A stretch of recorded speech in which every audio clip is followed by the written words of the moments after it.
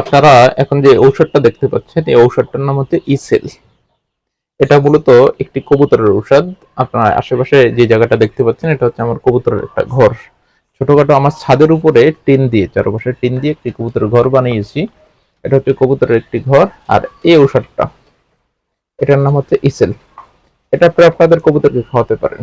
হ্যাঁ, কেন খাওয়াবেন এই ঔষধটা? যদি আপনাদের কবুতর ডিম না দেয় বা ডিম দিতে যদি দেরি করে বা ডিম দিতে বিলম্ব করে, তাহলে খাওয়াতে পারেন। আমি মূলত আনছি এখানে আহ, যে কবুতরটা আপনারা দেখতে পাচ্ছেন কালো, এটার সাথে একটা পায়রি আছে। পায়রিটা খোপের ভিতরে, এই কোপটার ভিতরে। আর কবুতরটা হচ্ছে মূলত পায়রা কবুতরটা হচ্ছে এটা। এটা হচ্ছে পায়রা কবুতর। এই কালো কবুতর যেটা দেখতে পাচ্ছেন, এটা হচ্ছে পায়রা কবুতর। তো এই কবুতরটা দীর্ঘদিন পর্যন্ত ডিম দেন, আগে ডিম দিত। কবুতর মূলত যখন দুর্বল হয়ে যায় শারীরিকভাবে বা কবুতরের ভিতরে ভিটামিনের অভাব দেখা দেয়, তখন কবুতর ডিম দিতে বিলম্ব করে। তো যখন আপনাদের কবুতর ডিম দিতে বিলম্ব করে বা ডিম দেরিতে দেয়, তখন আপনারা কবুতরকে এই ঔষধটা খাওয়াতে পারেন। ঔষধটার নাম ইসেল। ঔষধটা খুবই কার্যকরী এবং আমি অনেক ফলাফল পেয়েছি। আজকে আবার এনেছি কবুতরকে খাওয়ানোর জন্য।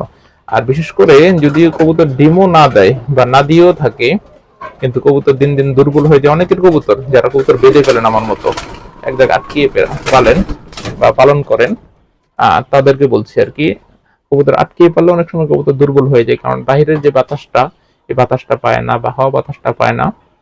এই জন্য তারাও এই ঔষধটা আপনারা খাওয়াতে পারেন। তবে আজকের ভিডিওতে আমি আপনাদেরকে জানিয়ে দিব যে কবুতর আপনারা এই ঔষধটা কোন নিয়মে খাওয়াবেন এবং কিভাবে খাওয়াবেন। আজকের ভিডিওতে সম্পূর্ণ বিষয়টি আমি আপনাদেরকে বলবো। তো হ্যাঁ, যাদের কবুতরকে আপনার ইসেল ঔষধটা খাওয়াবেন, ইসেল ঔষধটা খাওয়ানোর সাথে অন্য কোনো ঔষধ, যেমন পটাশ পাউডার আছে বা কৃমির ঔষধ আছে, ঔষধগুলো খাওয়াবেন না, তাহলে এই ঔষধটা বেশি কার্যকারিতা হবে না। তো এই ওষুধটা স্বাভাবিকত ভিটামিনের অভাব দূর করে এবং আর ভিটামিনের অভাব যখন আপনার কবুতর থেকে দূর হয়ে যাবে, তখন আপনার কবুতর অটোমেটিক ডিম দিতে আপনাকে সহযোগিতা করবে এবং অতি দ্রুত কবুতরের ভিতরে ভিটামিনের অভাব থাকলে অভাবগুলো দূর হয়ে যাবে।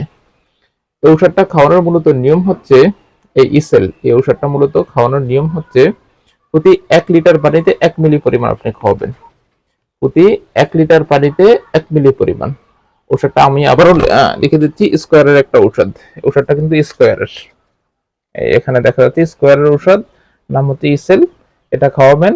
ভিটামিন ই, এখানে লেখা আছে ভিটামিন, এই যে দেখেন ভিটামিন ই, ভিটামিন ই লেখা আছে, ইসেল ভিটামিন ই। তো এটা আপনি খাওয়ালে আশা করি এটা আপনি আপনার মুরগিকেও খাওয়াতে পারেন ভিটামিনের অভাবের কারণে, কবুতরকেও খাওয়াতে পারেন। তো যেটা বললাম সেটা হচ্ছে, কবুতর যদি দীর্ঘদিন পর্যন্ত ডিম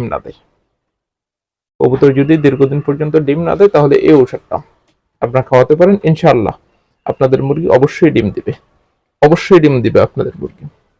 ঔষধটা খাওয়া দেখতে পারেন, ইনশাআল্লাহ অবশ্যই ডিম দিবে মুরগি।